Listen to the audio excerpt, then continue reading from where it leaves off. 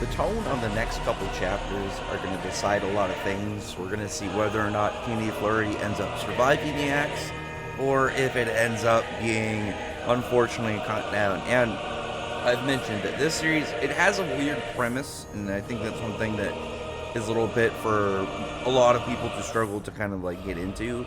But I will say, like, the characters are really good, and I think if you can focus more on the characters and then just read the story, understand like the whole like sweet user setup and like how they use their powers, it'd be way easier for somebody to end up seeing if they like the series for what it is, rather than just kind of be turned off by the weird handy weapon premise. But this was a really good chapter, and it showed Irie, one, her general height, like living further up to it, as well as giving some more insight on her character.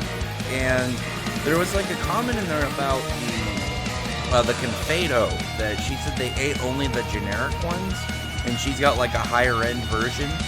And that's one of those things that's going to be probably sitting in a question mark forever if the series ends up getting axed. And again, I'm hoping it doesn't, because this is one of those things that it leads up to a really interesting setup for the story, as like, okay, they can do just like this mass Confado that relatively anybody can get, and then I'm guessing that the higher up people in receipt can get the better version or something.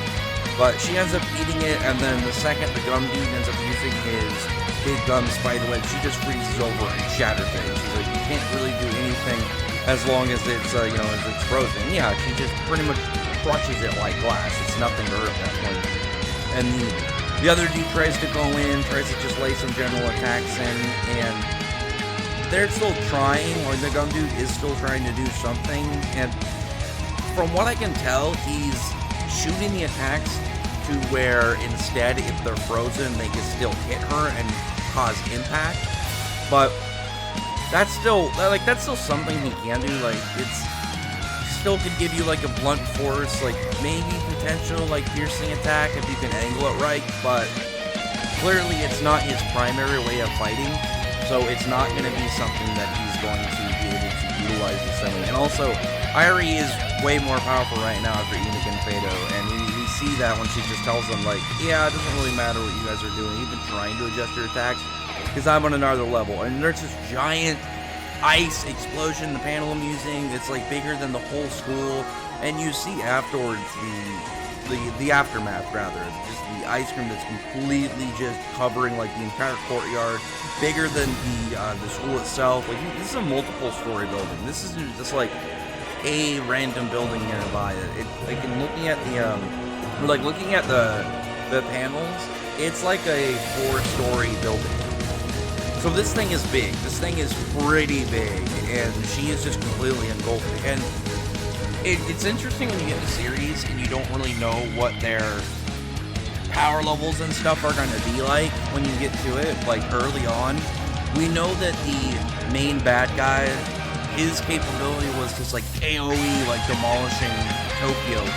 But this is still really impressive from what we've seen. Irie just completely washed over them, and Megumi, I don't know if it's Sumumi, is like, wow, I thought I was gonna have to get help, but doesn't seem to be the case. And she's just out there looking at him, and she's got her big spoon weapon. I don't remember what those are called, but I don't even know why she really needs it, because it's just a blunt force weapon that she, can be more like, it can be useful to her, but like given like this last scene, she's good. And she explains that she has essentially a 3 to 4 minute timer while, going on like at this level, because she's end up getting frostbite and not be able, like, she just won't be able to fight anymore, which is actually surprising, but it does give her like solid limitations, because she's like, oh, you guys are freezing, right? And they're like, yeah, what about it? She's like, yeah, I am too. That's just kind of funny, but again, that just shows her limitations. She's not fully immune to her own powers, like when it gets up to this level. And that's just like an early establishment thing that if it does survive, we'll see. I would assume her way, like, at some point in the story, surpass that, like, overcome that weakness and still go. And like at this point, the gum dude is just trying to do some attacks. They're instantly shattered. Like, they're not even making it to her at this point, and she's just bashing them as they come along. I'm guessing that's probably the only reason she got the big spoon out, is like, so it just makes it easier crushing this frozen gum. That's when the gummy dude comes in. He's got like 2 hostages, and there's some moments where she's mentioning like, those 2 girls are important to some people, obviously, their families and stuff, and the dude's like, yeah, well, it doesn't really have to do anything with me. And we're seeing some moments where she's like thinking back, she's like thinking of destroy Tokyo, she's thinking about her family and her parents, and how if you don't get a proper goodbye when somebody dies, it's just a lingering sadness that seems to really kind of just stick to you. And she's trying to do it as a way to appeal to his humanity. I'm guessing that she's like, okay, well, I'm going to see if I can just convince him to not be so shitty. And at that point, she does give up. She knows that she can't really do anything. And that's when she's like saying, everybody else is gone. Even the 2 hostages are unconscious. Nobody's going to be able to see anything. And she tells them Sumi to come in. That's when Sumi comes in with the, big lollipop in hand, ready to smash these guys. The only question I'm going to have in terms of that fight is these guys are buffed up on the Confado, so is she going to as well? Because she had some, so I can see her eating some in the next chapter or so, because it's still 2v1. They're hurt. Well, actually, no, 3v1, because the gummy dude's here as well. The 2 dudes that were already fighting Sumi were damaged, but they don't look like they're out of commission, they couldn't just respond back with Sumi's assault.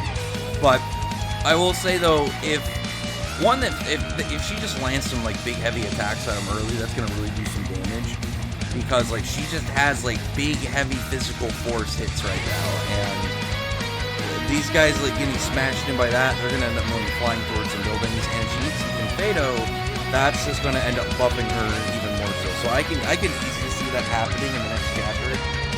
It was a surprisingly fast chapter, reading through it, even though there was a fair amount of dialogue. I think it's just because the first half there's way more choreography and action scenes, just showing Irie just completely go ape shit on these guys and just start wrecking them and really display the power gap between them.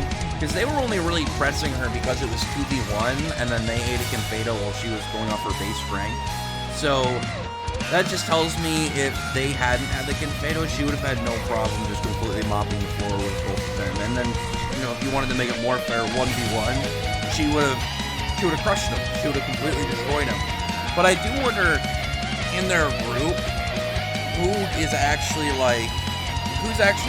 at level with someone like Irie. And there's we know the popcorn guy isn't going to be as strong. We know none of these 3 guys that are currently there are as powerful as Irie 1v1. And I'm just going back really quick mid-chapter, look at the bad guy group. I think everybody is here except for a black-haired dude. The black-haired dude that's funny because he's actually sitting next to the guy that looks like Yuji, the gummy dude, and the black-haired guy does look a little bit like Megumi hair-wise. Outfit-wise, no, but he just has that similar kind of hairstyle that Megumi has over in Jujutsu Kaisen. It might be a different color than black, just because it's a black and white manga and only see it this way, but I just thought that was kind of funny. And then a woman smoking, there's a guy in way back Maine, and I can't tell if there's a dude with long hair. I can't tell if that's supposed to be the gun guy. I don't think so. But you have everybody kind of just hanging out. And then definitely the leader, the lollipop dude who destroyed Tokyo, he has to be more powerful than that. There's no way that Irie is more powerful than the guy that's currently set up as the main bad guy. The only person logically in the series, just going off of what we already know, not characters who just haven't been introduced at all. The guy who created the candy that gives sweet powers, I'm guessing that guy would be more powerful, just because he would have access to all the different abilities, and he probably is a super genius. Outside of that, I don't really see who could be more powerful than him, and so I'm hoping there's at least 1 or 2 people within the main bad guy group, or at least this bad guy group, that would be able to fight Irie or Irie on equal rounds. But anyway, solid chapter. I really can't wait to see Sumi fight. I want to see her eat a Confado and see how much more powerful she gets from it. But other than that, though, comment below, thumbs up to leave a like button, subscribe button, and check out my other videos. On that, we will be listening.